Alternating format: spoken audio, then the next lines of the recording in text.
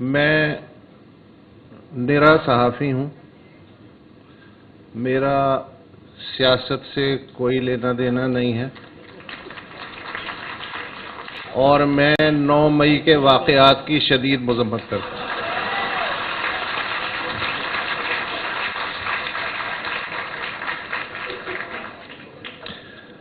مظہر کے بارے میں آسما نے بھی کہا اور ایک اور مقرر نے بھی کہا کہ ان کی رپورٹنگ اور اصول پسندی اور اس کی وجہ سے لفافے میں گولیاں بھر کے بھیجی گئیں. تو بھائی جب آپ لفافہ قبول نہیں کرو گے تو لفافے میں اور کیا آئے گا؟ پھر یہ بھی کہا گیا کہ جی متوازن جرنلسٹ ہیں، غیر جانبدار جرنلسٹ ہیں. میرے حساب سے جرنلسٹ کا متوازن اور غیر جانبدار ہونا یہ خوبی کی نئی بات ہے، یہ عیب ہے. اس لیے کہ آپ کیسے متوازن ہو سکتے ہیں جب لوگ غیر متوازن ہوں؟ آپ کیسے غیر جانبدار ہو سکتے ہیں جب آپ کے سامنے زیادتی ہو رہی ہو؟ آپ کو جانبدار ہونا پڑتا ہے اس کے لیے جس کے ساتھ زیادتی ہو رہی ہے. اس لیے اچھی بات یہ ہوگی کہ اگر آپ نہ متوازن ہوں نہ غیر جانبدار ہوں. غیر جانبدار ویسٹرن میڈیا ہے اگر غزہ ہو، ورنہ وہ بھی غیر جانبدار نہیں ہوتا ہے. اور پاکستان میں ایسے بہت سے ایشوز ہیں کہ میرے خیال میں وہاں صحافی کا غیر جانبدار ہونا جانبدار ہونے سے بھی زیادہ برا ہے. اس میں نو گو ایریاز ہیں، انسانی حقوق کے بے شمار ایشوز ہیں. ہم یہ نہیں کہہ سکتے کہ ہمارا ان سے کوئی تعلق نہیں ہے. اگر ہمارا اس سے کوئی تعلق نہیں ہے تو پھر ہمارا صحافت سے بھی کوئی تعلق نہیں ہے. سیدھی سی بات ہے یہ ہے. جہاں تک سیاست کا تعلق ہے تو سیاست ہمیشہ سے ہی اس ملک میں 100 میٹر کی بجائے ایک ہرڈل دوڑ رہی ہے اور ہر دفعہ رکاوٹیں جو ہیں وہ بدل دی جاتی ہیں. ایبڈو لگا دیا جاتا ہے، اس کے بعد ایمرجنسی لگا دی جاتی ہے اگر ایبڈو سے کام نہیں چل رہا. پھر اس سے بھی اگر کام نہیں چل رہا تو پہلے احتساب ہوگا پھر انتخاب ہوگا، وہ چھلنی ایک لگا دی جاتی ہے. اس سے بھی کام نہ چلے تو پھر 58(2) بھی آ جاتی ہے. اس سے بھی کام نہ چلے تو 62-63 کے تحت جو سب سے کاذب آدمی ہے وہ میرے بارے میں فیصلہ کرتا ہے کہ میں صادق اور امین ہوں یا نہیں ہوں. اس سے بھی کام نہیں چلتا ہے تو پھر وہ کہتے ہیں کہ جی ووٹر تو خیر جاہل ہیں لیکن کینڈیڈیٹ کو تو کم از کم جاہل نہیں ہونا چاہیے، تو گریجویٹ تو ہونا ہی چاہیے. تو پھر ایسے ایسے گریجویٹ سامنے آتے ہیں 2002 میں کہ اس کے بعد وہ شرط جو ہے وہ خود بخود ہی کہیں غائب ہو جاتی ہے. اس سے بھی کام نہیں چلتا تو پھر نیب کی چھلنی کریٹ ہوتی ہے کہ اس میں سے چھن کے جاؤ گے تو ہم تمہارے ساتھ کوئی بات کریں گے. اس سے بھی کام نہیں چلتا ہے تو پھر کہتے ہیں ٹھیک ہے آپ الیکشن میں حصہ لے لیں لیکن ہم آپ کو انتخابی نشان نہیں دیں گے. اس سے بھی اگر کام نہ چلے تو مجھے بتایا گیا ہے کہ بحیرہ عرب میں ایسی 10-15 شارکیں ہیں جو 27 تاریخ کو ٹھیک 4:30 بجے انٹرنیٹ کی تار کاٹ دیتی ہیں. میرا جو بیک گراؤنڈ ہے وہ انٹرنیشنل ریلیشنز کا ہے، مظہر جانتا ہے. میں نے جو ہسٹری پڑھی ہے اسٹیٹس کی، اس میں نے ویلفیئر اسٹیٹس پڑھی ہیں کہ ویلفیئر اسٹیٹ ہوتی ہے. اس میں نے پڑھا ہے فاشسٹ اسٹیٹ بھی ہوتی ہے، اور اس میں نے پڑھا ہے کہ ہائیبرڈ اسٹیٹ بھی ہوتی ہے.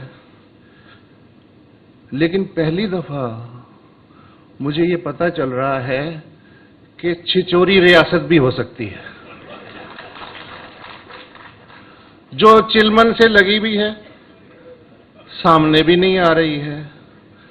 سیدھا سیدھا کہہ دو یار تو یہ کام نہیں کر سکتا، اس میں کیا قباحت ہے؟ ماضی میں آپ یہ کر چکے ہیں. اب آپ کو جو ہے نین تارا بن کے گھونگھٹ نکال کے وہی حرکتیں کرنے کی کیا ضرورت ہے؟ سیدھا سیدھا سامنے آئیں. ہم نے پہلے بھی صبر کیا، ہم آگے بھی صبر کر لیں گے. ہم میں کچھ اور خوبی ہو نہ ہو، لیکن صبر کی خوبی تو بڑی مثالی ہے. ہم نے ایک ایک چیز کو جو ہے، ایک ایک تجربے کو برداشت کر لیا ہے.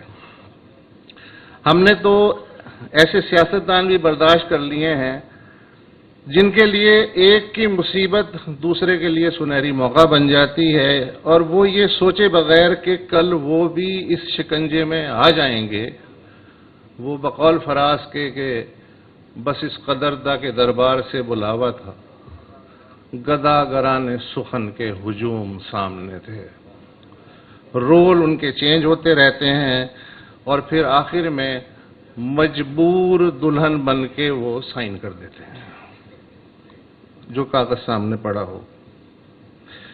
یہ جو جسے ہم کہتے ہیں اسٹیبلشمنٹ یا عسکری قیادت یا ہائیبرڈ سسٹم یا تالے آزما، کچھ بھی کہہ لیں،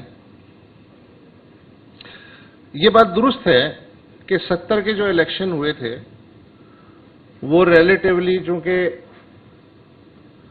پہلی دفعہ ون مین ون ووٹ کا مزہ چکھ رہے تھے عوام بھی اور حکمران بھی، تو دونوں کو نہیں پتا تھا کہ کیا کرنا ہے. تو انہوں نے بھول پن میں جو ان کے دل میں آیا کہ جی یہ اچھا ہے، اس کو ووٹ دے دیا. اور یہ بات بھی درست ہے زبیر صاحب کی کہ اسٹیبلشمنٹ چاہتی تھی مسلم لیگ قیوم، جو اس کی کیلکولیشن تھی ویسٹ پاکستان میں، اور پیپلز پارٹی اور جماعت اسلامی. اور ایسٹ پاکستان میں جو انٹیلیجنس رپورٹس آئی تھیں ان میں عوامی لیگ کو سادہ اکثریت ملنی تھی، نیشنل عوامی پارٹی جو تھی بھاشانی صاحب کی، اس کو نمبر 2 آنا تھا، اور پھر یہ جماعت اسلامی اور جو دیگر جماعتیں ہیں اس کا یہ سلسلہ ہونا تھا.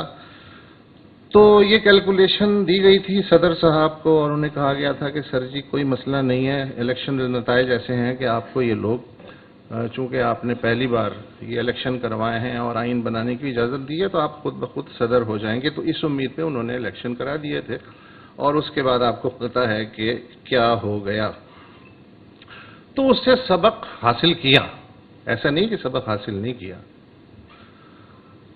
کیلکولیشن جو تھی وہ انتہائی بری طرح سے جب گڑبڑ ہو گئی تو اس کا تو وہ کچھ نہیں کر سکتے تھے، تیر ہاتھ سے کمان سے نکل چکا تھا. انہوں نے کہا جی آئندہ ہم ایسا نہیں ہونے دیں گے.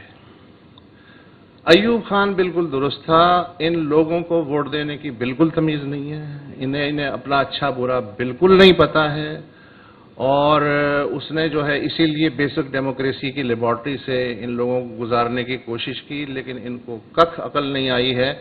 لہذا ہم ان کو فیصلہ کرنے دیں گے بیلٹ ڈالنے کی حد تک، بیلٹ باکس کی حد تک، لیکن جو اصل فیصلہ ہے وہ ہم ہمیشہ شام کو 5 بجے پولنگ کے خاتمے کے بعد کریں گے.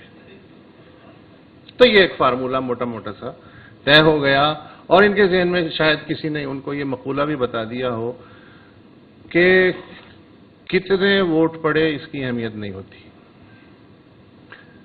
کتنے گنے گئے اس کی اہمیت ہوتی ہے.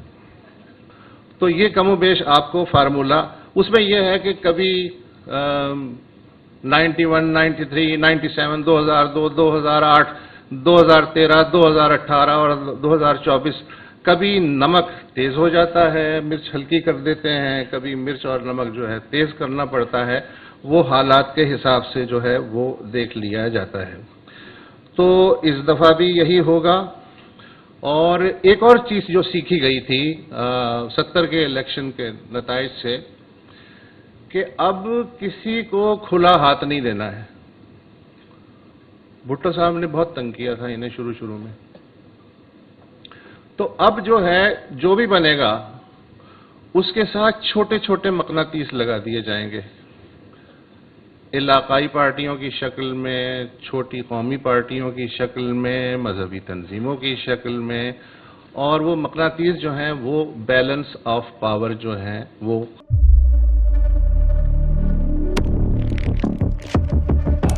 कुदरत की तख्लीक में कोई कमी नहीं, बस देखने वाली नजर चाहिए। कुदरत के बनाए इस निजाम में कौन है फसादी और कौन कर रहा है हक की मनादी? Absolutely not. कुदरत की सब पर नजर है। मजलूम की आह हो या सालिम पे पर्दा, कुदरत की नजर से ओझल नहीं। कुदरत का ऐसा ही एक शाहकार है जो नजर भी रखता है और पल पल की खबर भी।